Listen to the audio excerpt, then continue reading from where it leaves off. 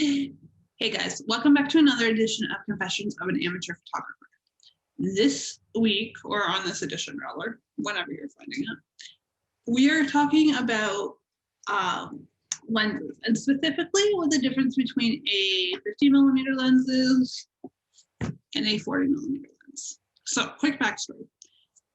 I got these two lenses recently. So I got this one for Christmas, and then I got this one myself. And this was originally supposed to be my Christmas gift, but it was back ordered because a lot of people wanted it. It's a very popular lens. So I ended up getting this one for Christmas instead. Long story short is they're basically the same thing, but they look quite different. So we're going to get into that. But first, if you are curious about lenses, what the numbers mean, what the different category of lenses are, go and check out the other video that I posted. You can probably get it somewhere over here, or maybe over here. Okay, on to the lenses, on to the subject at hand. So,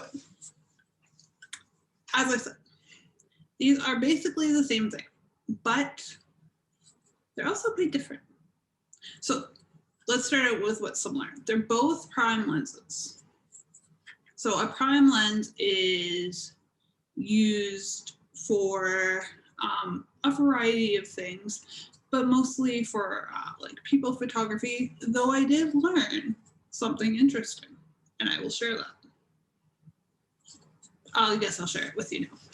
What I learned was that the 40mm lens can actually do some really nice landscape photography, which makes me really curious to try it out. Okay, so what I have here is a 50mm lens, if I can get it, there we go, 50mm lens and a 40mm lens. Okay, so what's the difference? That's a really good question. Okay, so the 50mm lens, let's start with that. So it's a little bit bulkier. Adding on a camera is actually, there is a difference, but the biggest thing that I find with the prime lens of any type is how weird it makes my camera feel, because I'm so used to having my zoom lens on it that I have to be careful not to drop my camera when I have these lenses on it, because there's just such a difference. Okay, so this is a 50mm lens.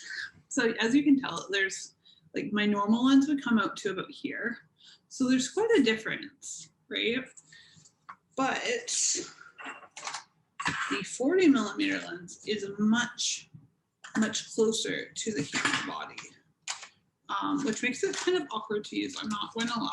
I haven't fallen in love completely with this lens yet, mostly because I haven't had a ton of experience with it, but there's a big difference in the length of the lens, as you can tell, right?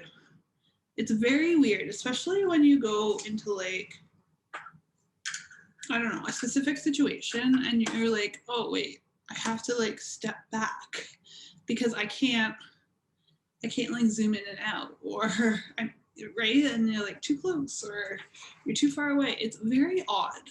It's very odd. Okay, so getting back to the task at hand. So I did a little bit of digging, and what I found was that if I haven't already said, the 50mm is one of the most popular lenses. It's relatively inexpensive. It's $169 regularly. It can go on sale for probably as cheap as $129, maybe even cheaper. So it's relatively inexpensive. It's got the autofocus, which you should always look for on a camera lens, just because it helps with, you know, not getting like wonky pictures or whatever. I mean, if you're spending the money, you may as well get autofocus. And this is one of the more popular or most popular lenses for portrait photography. It's got a wide aperture, so its focal point is 50mm, its aperture is 1.8, and it's got depth and low light capability. space. So people are able to, you know, photograph the sky at night with this lens because it just lets in so much light. Now the 40mm lens has a wider focal length. So this is, as I said, 40mm lens, and it's got a lens speed or aperture of 2.8, which makes it a bit wider than this one. And it's got, so it's a wider focal length and a narrow aperture. And they say that this one is good for street photography. So as I said, it's a very awkward lens, but I recently experimented with it. And like I said, I'm not in love with this lens yet, but I'll let you know. I'll take it out and test it and let you know what I think of it. But anyways, okay, so most popular lens. Good lens if you don't like, especially like clunky, like camera lenses and stuff. If you want something that's closer to the body of the camera that you can just pick up and go with, this is the one for you. It is more expensive. It's about $259 Canadian. So there is a fair price difference between the two. But from what I've read online, people that use, as I said, this one is the most popular, but people that use this one actually quite like it.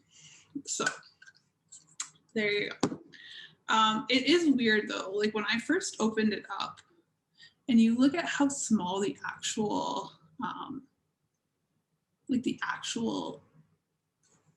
lens is itself, it's kind of crazy, especially when you like see something like that, or even like the bigger zoom lens, right? And you're like, is this really like capable of doing anything? It is.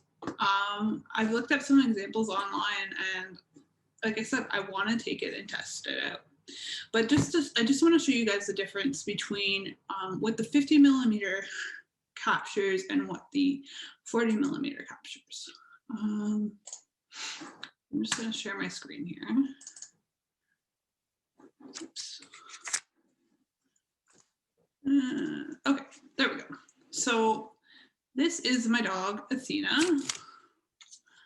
She is a 10-year-old black mix of everything, honestly. But this was a snow day. We recently got a big snowfall here, and I had some fun capturing her and her friend in the snow. So this picture was taken with a 50mm lens. As you can tell, it's a very clear portrait image of her having some fun, catching some snowflakes. And then this is actually one of my favorite pictures. And this kind of showed me what the 40mm was able to do, like able to capture. I was pretty impressed that I was even able to get the shot. So this is Maisie. She's a 2-year-old, highly energetic golden lab, mix of everything again. But this was taken with the 40mm. And so you can see kind of the difference. And if we go over here, this is also Maisie.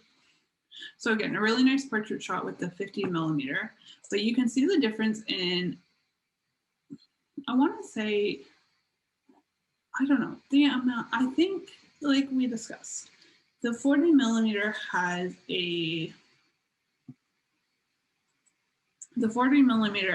a narrower aperture, but a wider focal length.